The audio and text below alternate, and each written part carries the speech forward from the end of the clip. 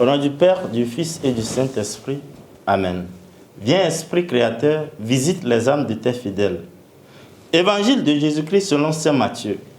En ce temps-là, les disciples s'approchèrent de Jésus et lui dirent « Pourquoi leur parles-tu en parabole ?» Il leur répondit « À vous, il a été donné de connaître les mystères du royaume des cieux, mais ce n'est pas donné à ceux-là. À celui qui a, on donnera, et il sera dans l'abondance. À celui qui n'a pas, on enlèvera même ce qu'il a.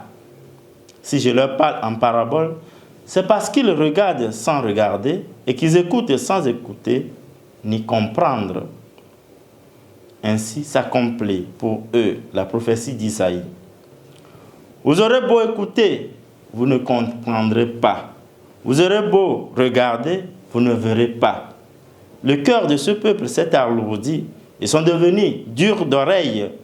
Ils se sont bouclés les yeux.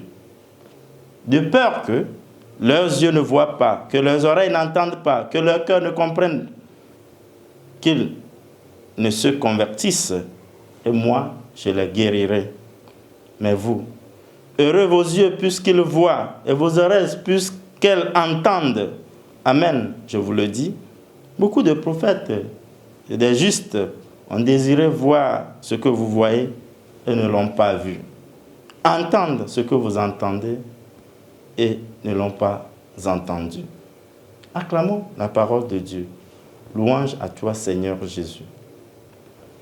Suite à la parabole du semeur qui laisse les grains tomber sur le sol, le bout du chemin, sur les ronces, les disciples veulent comprendre davantage ce mystère et demandent au Christ la raison qui le pousse à parler en parabole à la foule.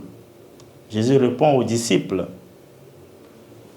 à tous ceux qui adhèrent à sa parole, qui cherchent la lumière, il a été donné de connaître les mystères du royaume des cieux.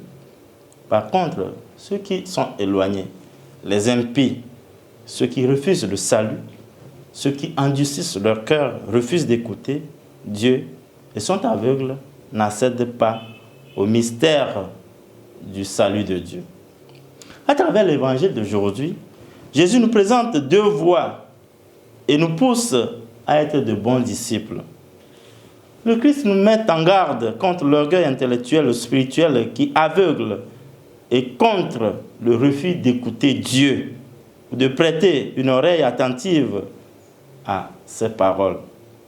Il dénonce le refus de s'ouvrir au Christ, de donner une place aux autres, d'aimer son frère, d'accorder une petite place au pardon, ainsi que la fermeture et l'endurcissement.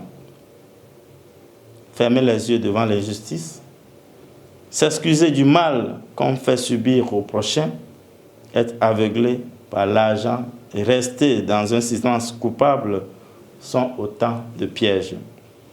Jésus nous pose la condition pour être les intendants du mystère du royaume des cieux.